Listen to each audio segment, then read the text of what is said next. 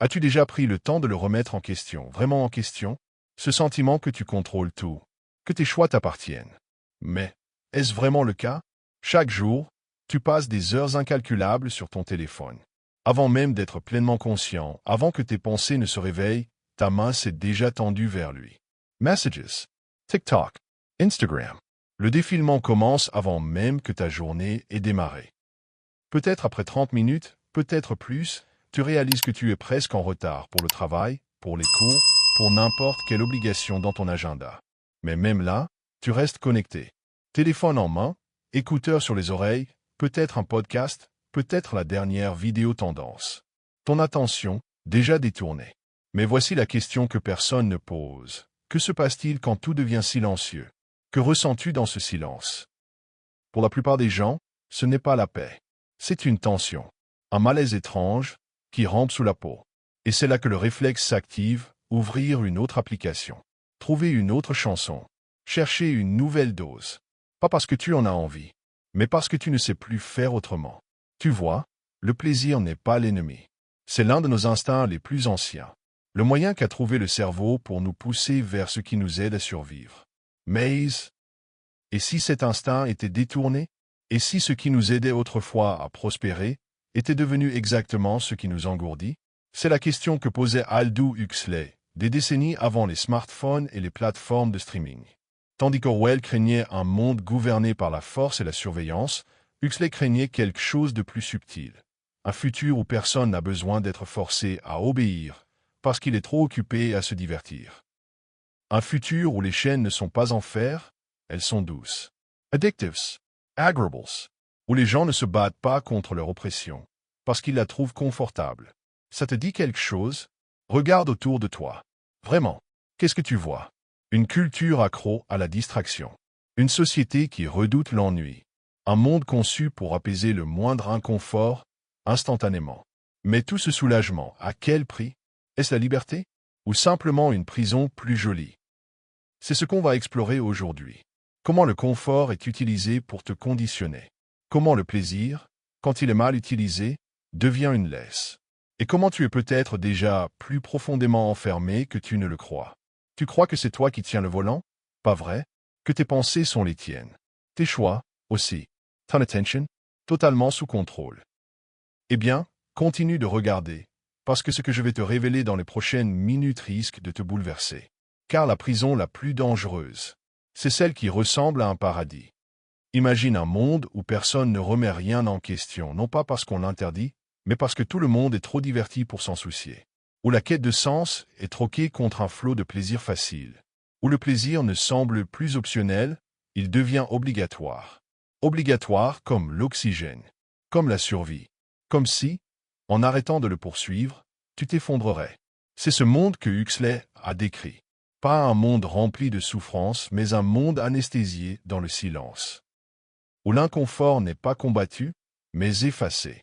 Pas avec du courage, pas avec de la réflexion, mais avec le soma, une petite pilule parfaite qui fait disparaître la douleur avant qu'elle n'ait pu t'apprendre quoi que ce soit. Mais tu n'as pas besoin de l'imaginer. Tu vis déjà dedans.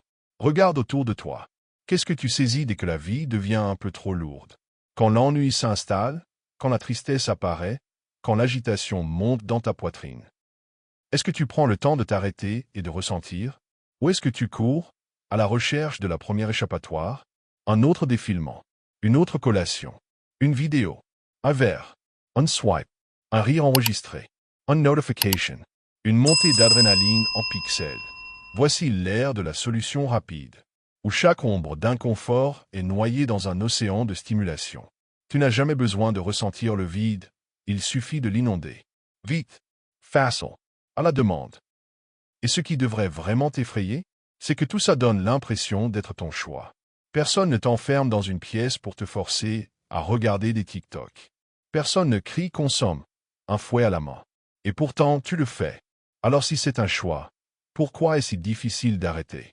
Parce que ton esprit a été entraîné, comme une machine programmée à réagir toujours de la même façon dès que l'inconfort frappe. On t'a appris à fuir l'immobilité, à étouffer le silence, à craindre l'écho de tes propres pensées, jusqu'au jour où, sans même t'en rendre compte, tu deviens exactement ce que Huxley craignait, pas un prisonnier enchaîné, mais un sujet fidèle au confort. Un participant volontaire à ta propre captivité mentale. Tu n'as pas vendu ta liberté. Tu l'as échangée contre la commodité. Alors comment ce conditionnement a-t-il commencé? Et jusqu'où va-t-il? C'est ce qu'on va découvrir tout de suite. Alors pourquoi est-ce si difficile d'arrêter? Tu sais que tu as des choses à faire. Une tâche, un objectif, quelque chose de significatif. Et pourtant, ton pouce bouge avant même ton esprit. Déverrouiller. Faire glisser. Actualizer. Tu n'es même pas encore ennuyé, mais ton cerveau réclame déjà quelque chose de nouveau. Une autre notification. Une autre publication. Une autre dose de dopamine. Ce n'est pas un hasard. Laisse-moi te révéler un secret. Depuis que tu es petit, on t'a appris que l'inconfort était un défaut. Ne le ressens pas, répare-le. Ne réfléchis pas trop, suis juste les étapes. L'école ne t'a pas appris à questionner, seulement à mémoriser. Le travail ne t'a pas appris à réfléchir, seulement à obéir. Et entre les deux, les divertissements t'ont enseigné la règle d'or, ne reste jamais en silence. Cours toujours après la prochaine distraction. C'est l'architecture d'un contrôle silencieux. Pas par la peur, pas par la violence, mais par le design. Il n'y a pas besoin de faire taire la rébellion si l'esprit n'a jamais appris à se rebeller. Le bonheur ne repose plus sur la vérité. Il repose sur l'évasion. Rester dans le confort. Éviter tout ce qui pourrait faire mal. Et si ce mal, c'était la vérité elle-même. Regarde-nous maintenant. Nous avons des fils d'actualité, des filtres, du contenu accrocheur, des plaisirs calibrés à la demande, sur mesure pour t'empêcher de trop penser ou de ressentir trop fort. Chaque like est une leçon. Chaque vidéo, un raccourci. Chaque notification, une petite tape pour te remettre sur le chemin de l'obéissance. Jusqu'au moment où tu ne prends plus le temps de t'asseoir avec tes pensées. Tu ne fais plus face à l'inconfort. Tu ne remets plus rien en question, tant que tu restes diverti. Et juste comme ça, tu deviens exactement ce que le système a besoin que tu sois. Calme, obéissant, distrait. Personne n'a eu besoin de te prendre ta liberté. Tu as juste arrêté de la réclamer. Et ce silence de l'esprit, il a un prix. Un prix que nous allons commencer à affronter dans la suite. Chaque fois que tu fuis l'inconfort, tu échanges une part de ta force contre un moment de soulagement. Ça paraît inoffensif, suffisamment inoffensif. Un petit plaisir ici, une petite distraction là. Mais avec le temps, tu commences à te fissurer dans des endroits dont tu ignorais même l'existence. La vérité, c'est que le confort peut t'affaiblir. Pas parce qu'il est mauvais, mais parce qu'il est addictif. Parce qu'il te murmure, pourquoi lutter, alors que tu devrais te demander. Qu'est-ce que je suis en train de devenir? Alors comment un monde construit sur le plaisir crée-t-il des êtres incapables de se tenir debout seuls? C'est ce qu'on va explorer maintenant. À ce stade, si cette vidéo résonne en toi, clique sur le bouton s'abonner. Merci pour ton soutien. Imagine ceci, un monde sans chagrin, sans rejet, sans peur. Chaque douleur disparaît avant même de devenir une pensée complète. Ça ressemble à une utopie, non? Mais regarde de plus près. Que devient une personne qui ne saigne jamais, qui n'échoue jamais, qui ne lutte jamais contre l'obscurité? Elle ne grandit pas, elle devient faible. Et c'est ce piège que Huxley a vu bien avant nous. Dans le meilleur des mondes, le remède à toute souffrance était une pilule. Pas de manque, pas de danger, juste du bonheur à la demande. Mais le prix à payer? Personne n'apprenait à ressentir quoi que ce soit au-delà du plaisir superficiel. Tristesse, anesthésie, agitation, distrait, curiosité, remplacé par de la consommation. Les gens ne faisaient pas face à la vie. Ils la fuyaient. Et tout ce qui ne pouvait pas être atténué ou numérisé était considéré comme une menace. Regarde autour de toi. On n'a peut-être pas le soma, mais on a nos propres substituts, des likes et des partages pour une validation instantanée. Des applications de swipe pour éviter le rejet. Des algorithmes qui devinent nos désirs avant même qu'on les formule. Tout est conçu pour nous garder dans le confort. Mais fuir l'inconfort nous affaiblit, mentalement, émotionnellement et même spirituellement. Et dans cet échange, tu deviens plus facile à guider, plus facile à modeler, plus facile à posséder. Mais voici ce que personne ne veut vraiment admettre, la douleur n'est pas l'ennemi. C'est le mentor. Elle nous brise pour que nous puissions nous reconstruire. Elle nous aiguise, nous met à l'épreuve et transforme la fragilité en force. Mais que se passe-t-il quand on enlève la douleur de l'équation?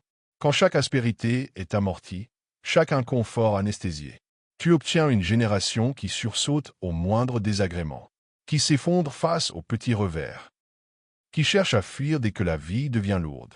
Parce qu'on nous a formés, non pas à endurer, mais à éviter. Et cet entraînement, il ne fait pas que nous ramollir. Il nous rend contrôlables.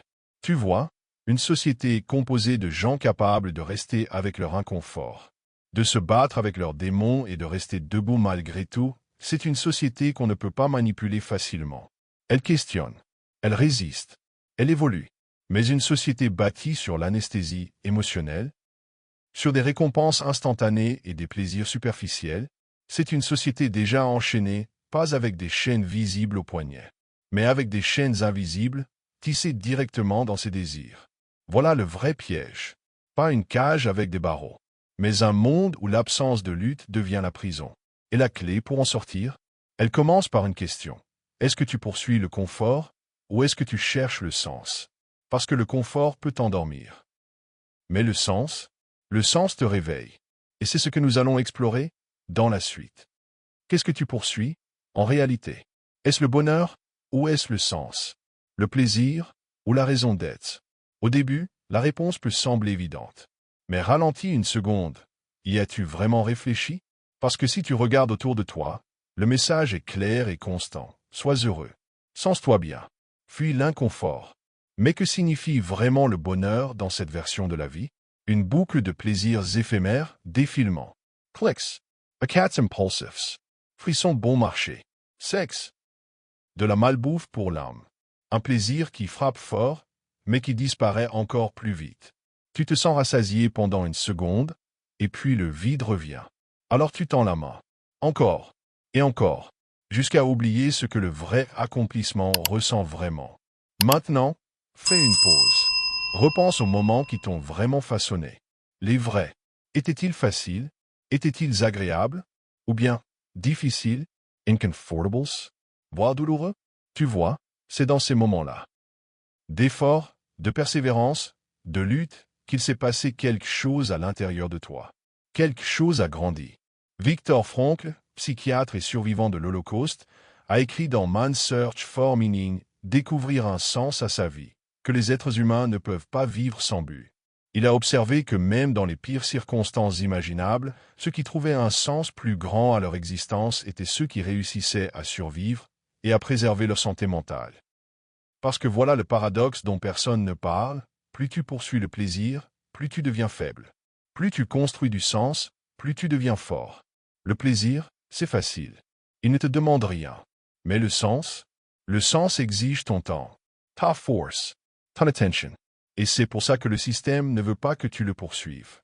Une personne avec un but est plus difficile à distraire, plus difficile à tromper, plus difficile à manipuler. Elle n'a pas besoin de stimulation constante. Elle n'est pas accro à la prochaine dose de validation. Et ça la rend dangereuse. Dangereuse pour une culture qui prospère sur tes envies. Dangereuse pour un système qui survit en te gardant confortablement engourdi. Alors si tu ressens ce vide, peut-être que ce n'est pas parce que tu n'as pas trouvé assez de plaisir. Peut-être que c'est parce que tu évites la seule chose qui compte vraiment, le sens. Maintenant que tu l'as vu, ce piège silencieux déguisé en plaisir, il ne reste qu'une seule question. Comment t'en échapper? Comment reprendre possession de ton esprit dans un monde construit pour le distraire? Soyons honnêtes, ce n'est pas une solution magique. Tu ne fais pas que briser une habitude. Tu résistes à un système conçu pour t'engourdir. Il veut ton attention. Il se nourrit de tes impulsions. Mais il y a une issue. Et elle commence au moment où tu choisis de voir le jeu tel qu'il est. Le premier mouvement? Reprendre le contrôle de tes envies. Pas en supprimant tout plaisir. Pas en te coupant du monde comme un moine. Mais en choisissant ce que tu consommes et quand tu le consommes. Commence par les évidences, les réseaux sociaux, les bombes de dopamine ultra transformées, le binge-watching sans réfléchir. Reprends du recul. Pas pour toujours. Juste assez longtemps pour rappeler à ton cerveau ce que ressent la vraie satisfaction. C'est la première étape. La deuxième, apprends à être à l'aise avec l'inconfort. Tu as été entraîné à paniquer face à l'ennui, à fuir le silence, à remplir chaque moment de bruit. Mais voici ce qu'on ne t'a jamais dit, le calme n'est pas une menace. C'est un muscle, Et plus tu l'exerces, plus il devient fort.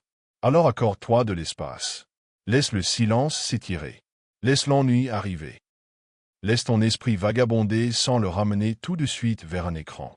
Oui, au début ce sera étrange. Ton cerveau va supplier pour une dose.